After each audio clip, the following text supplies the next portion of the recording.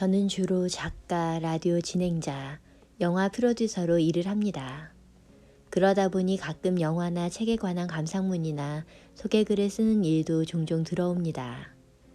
그러던 어느 날 100일 동안 100가지로 100% 행복 찾기라는 영화의 추천사를 써달라는 의뢰를 받게 되었습니다. 이 영화는 두 명의 남자 주인공이 집에 있는 모든 물건을 창고에 두고 매일 하나씩의 도구를 늘려가며 그런 생활을 누가 더 오래 할 수 있는지를 경쟁하는 이야기입니다. 이 영화를 보고 느낀 감상은 나도 해보고 싶다라는 욕구였습니다. 추천사를 쓰기 위한 영화 감상에서 뜻하지 않았던 도전의식이 생겨난 것이었죠. 때마침 그 시기는 2020년 여름, 코로나의 영향으로 업무 대부분이 비대면으로 전환되어 그렇게 좋아하던 여행을 못 가는 것은 물론 제한된 외부 활동으로 점차 폐쇄감을 느끼는 날이 늘어만 가던 시기였습니다. 밖에 나가 받는 자극이 없다 보니 대신 관심의 화살을 집으로 돌려보면 좋겠다는 생각이 들었던 것 같습니다. 그렇게 저는 단순히 해보고 싶다라는 욕구에 부응하여 100일간의 심플 라이프에 도전했습니다. 결론부터 말하자면 저의 직감이 옳았습니다. 집에 머물며 100일간 경험했던 심플 라이프는 신선하고도 강렬했으며 내면의 모험이라 해도 좋을 만큼 저에게 뜻깊은 체험이 되어 주었으니까요. 영화에서는 모든 물건을 창고에 두고 철저한 제로에서 시작되는 시스템이었습니다. 그러나 현실에서는 영화의 모든 것을 똑같이 따라할 수는 없었습니다. 그래서 저는 나름 현실 가능한 조건에 맞추어 도전에 임하기로 했습니다. 자택과는 별개로 집을 따로 빌렸고 전기, 가스, 수도 등의 기본 시설의 이용이나 식재료의 구입은 허용한다는 규칙 아래 기본 옷과 속옷, 마스크 등 어느 정도의 초기 장비는 갖추어 시작하기로 했습니다. 매일 필요한 물건을 하나씩만 선택한다라는 규칙은 동일했지만 영화에 비하면 제법 난이도를 낮추어 100일간의 심플 라이프 체험을 해보기로 한 것이죠. 이렇게 영화에 비하면 꽤 많은 것을 갖추고 시작했음에도 한계가 정해져 있는 없이 사는 생활은 고난의 연속임이 분명했습니다. 당연한 줄로만 알았던 일상이 전복되기도 했고 태어나 처음으로 산다는 것이 무엇인지에 대해 생각해 보게 되기도 했습니다. 물론 누군가의 시각에서는 무모한 도전일 수도 있습니다. 그러나 분명한 것은 저는 이 경험으로 생생한 삶의 질감과 다시 시작하는 생활의 기쁨을 얻게 되었다는 것입니다. 사실 저는 미니멀리스트와는 정반대인 맥시멀리스트의 성향을 가진 사람입니다. 쇼핑도 좋아하고 새로운 장비의 수집도 무척 좋아했습니다. 쇼핑을 할 때면 어떻게 쓸지보다는 오로지 가지면 즐겁겠다라는 생각에 따라 물건을 고르기 일쑤였고 그러다 보니 소유하는 물건 또한 많았습니다. 집 상태는 심플라이프와는 아주 거리가 먼 상태였죠. 주방에는 똑같은 믹서기가 2개씩이나 있었고 국자만 해도 종류별로 8개나 가지고 있었습니다.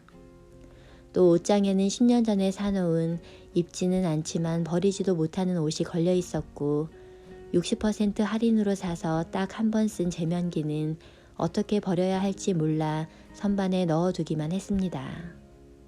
쓸모없는 물건이라 해도 버리기는 아깝고 그저 싫었습니다. 이렇게 물건이 마치 나인 것처럼 믿고 의지하며 살아왔던 내가 물건 없는 생활을 시작했으니 쉬울 리 없었습니다. 무엇보다 갑자기 아무것도 없는 방에서 지내려니 너무 외로웠습니다. 섬이 아닌 집에 있었지만 마치 무인도에서의 일상을 보내는 것만 같은 기분이 들었습니다.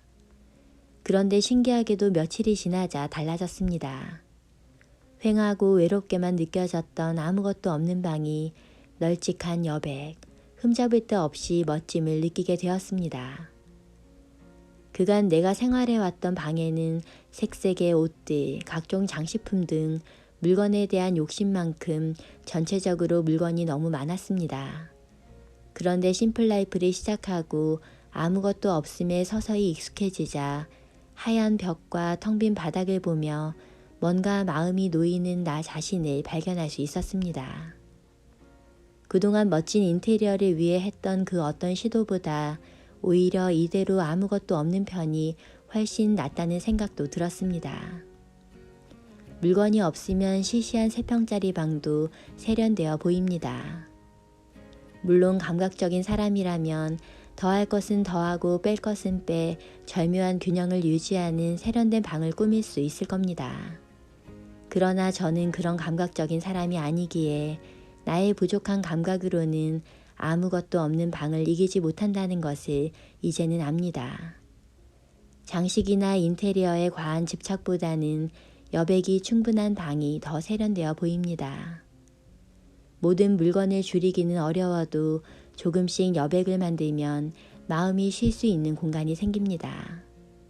방을 비우면 비로소 휴식할 공간이 생기고 이대로 충분하다는 생각이 마구 샘솟게 됨을 느낄 수 있습니다. 제로 상태의 집에서 반드시 필요한 물건을 하루에 한 개만 드리는 일은 여러 장르에서 넘버1을 고르는 일이었습니다. 꼭 필요한 물건을 드리기 위해 고민에 고민을 거듭해가며 열심히 고르고 골라야만 했습니다. 제로 라이프를 시작하고 가장 처음으로 드렸던 물건은 침구였습니다. 그리고 다음 날은 칫솔, 그 다음 날은 운동화, 다음 날은 목욕 타올. 이런 식으로 매일 하나씩의 필요한 물건을 택해 100일간 100개의 물건을 드렸습니다. 그렇게 모든 것을 내려놓은 후에 다시 만나는 물건에는 지금까지 느껴본 적 없던 소중함과 기쁨이 있었습니다. 또한 내게 진짜 필요한 물건과 반대로 없어도 불편하지 않은 물건이 무엇인지를 확인할 수 있었습니다. 도전생활 11일째 드린 물건은 세탁기였습니다. 세탁기 없이 손빨래를 하다 보니 특히나 아쉬운 것이 탈수 기능이었습니다. 손수하는 빨래는 마를 때까지의 시간이 너무 오래 걸려 그만큼의 시간적 여유도 함께 빼앗길 수밖에 없었습니다. 잠시였지만 세탁기를 사용할 수 없었던 며칠은 세탁기의 기능을 존경한다 할 만큼 새삼 고마움과 소중함을 느끼게 되는 시간이었습니다. 냉장고 역시 마찬가지였습니다. 냉장고를 잃게 되자 모든 식품을 그날 확보해 그날 다 먹어야만 하는 하루살이가 시작되었죠.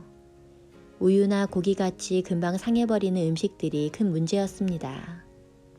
도전 15일째 냉장고를 다시 사용할 수 있게 되었을 때 이제는 음식의 시간에 얽매이지 않아도 된다는 안심과 함께 말할 수 없는 해방감이 들었습니다. 유통기한이 얼마 남지 않은 고기도 냉동실에 넣으면 시간을 연장할 수 있으니 냉장고는 과히 타임머신이라 불러도 마땅하다 싶은 생각이 듭니다.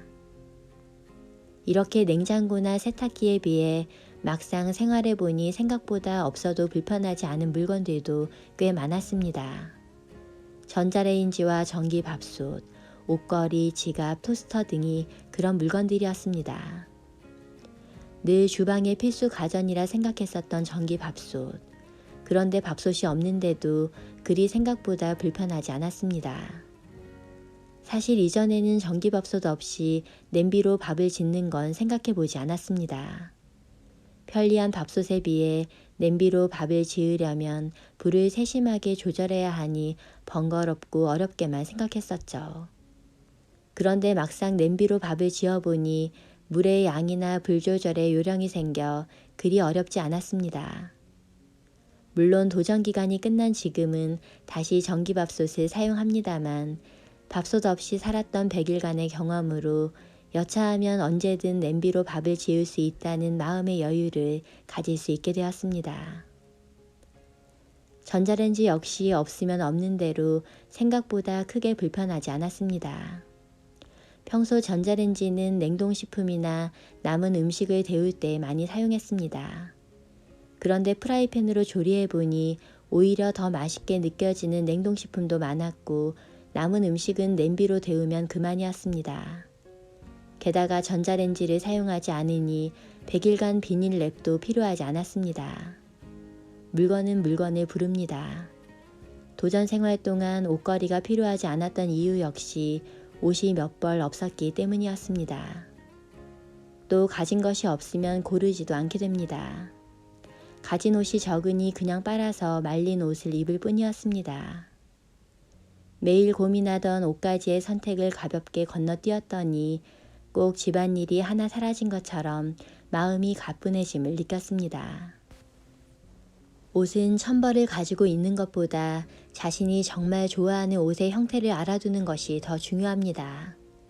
저는 사실 금방 질리는 성격이라 마음에 드는 옷을 샀음에도 2번 입고는 설레임이 바래는 일이 꽤 많았습니다. 또 남의 시선을 꽤 신경 쓰는 편이라서 늘 사람들 눈에 똑같은 옷을 입은 것처럼 보일까봐 신경 쓰곤 했습니다. 그러면서도 정작 나는 오늘 만난 사람들의 옷차림이 어땠는지조차 기억하지 못했습니다. 뒤늦게 깨달은 사실이지만 사람들은 대부분 오늘 누가 어떤 옷을 입었는지 확인할 만큼 다른 사람의 옷차림에 흥미가 없습니다.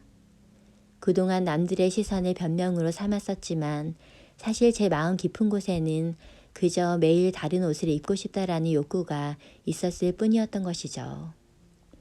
내가 원하는 기준에 맞게끔 마음을 기울여 신중하게 고른 옷, 자신이 정말 좋아하는 스타일의 옷이라면 매일 입어도 질리지 않습니다. 자꾸만 입게 되는 좋아하는 옷, 오래 입을 옷을 고르는 일은 좋은 기분을 만드는 기반이 되고 때로는 친환경적이기까지 합니다. 이제는 2번 입고 질릴 옷을 자꾸 사기보다는 좋아하는 옷을 불평 없이 입는 내가 되고 싶습니다. 아무것도 없이 텅 빈 방에서 스마트폰도 TV도 책도 없이 지내자 인생의 시간이 우뚝 멈춘 듯한 느낌이 들었습니다. 할 일이 없는 압도적인 무, 심장 소리가 들릴 정도의 정적, 왠지 나 자신과 마주하는 수행처럼 느껴졌습니다. 처음에는 너무 무료하고 한가해서 괴롭기까지 했습니다. 그러나 어느 정도의 시간이 지나자 아무것도 없는 방을 오롯이 즐길 수 있었습니다. 게임이나 정보가 없는 곳에서 의식이 향하는 것은 바깥 소리나 창가의 바람 같은 환경의 감촉이었습니다. 자연과 어우러지는 밤의 향기도 무척 좋았습니다. 그동안 늘 초조하게 앞날만 생각하느라 느끼지 못했던 것들을 시간에 얽매이지 않는 여백의 공간에서는 충분히 느낄 수 있게 된 것이죠. 머리가 맑아지고 그간 둔해진 감성의 숨구멍이 열려 사고가 정리되는 것만 같았습니다. 어쩌면 그동안 내게 필요했던 것은 그득한 물건이 아닌 짧아도 넉넉한 시간, 작은 공백이었는지도 모릅니다. 스마트폰, 컴퓨터, TV, 게임 등의 스위치가 꺼진 생활은 복잡하지 않고 느긋하게 쉴 수 있는 시간이 되어주었습니다. 시간에 얽매이지 않고 오롯이 즐길 수 있게 되어 기뻤습니다. 이렇게 그저 무라고 생각했던 아무것도 없는 방에서의 시간은 저에게 큰 깨달음을 주었습니다. 100일 동안 100개의 아이템을 고르는 일은 나를 아는 일이었습니다. 비유하자면 내게 딱 맞는 사이즈의 옷을 고르는 100일간의 작업이었죠. 이 도전으로 내가 진정으로 원하는 것이 무엇인지를 알게 되었고 물건을 사랑하는 방법이나 기쁨 또한 배울 수 있었습니다. 그러나 100일간의 생활이 결코 쉬운 일은 아니었습니다. 또 이 도전을 통해 미니멀리스트로 살겠다는 결심을 하게 된 것도 아닙니다. 하지만 분명한 것은 이 과정을 통해 소유하는 물건이 적을수록 몸과 마음이 가벼워진다는 확신을 얻을 수 있었고 마음의 여유를 지킬 수 있는 그런 공간을 유지하며 살고 싶어졌다는 것입니다. 100일간의 심플라이프를 끝내고 원래의 집으로 돌아왔을 때 익숙한 방에 들어서며 저는 그동안 적당히 사놓고 방치했던 수많은 물건에서의 시선을 느꼈습니다. 세련되어서 샀는데 불편해서 쓰지 않는 나무 바구니, 귀여워서 버리지 못했던 맥주캔, 손도 대지 않는 드리퍼와 장식품 등 집에 있는 물건 중 90% 이상이 100일간은 전혀 필요치 않은 것들이었습니다.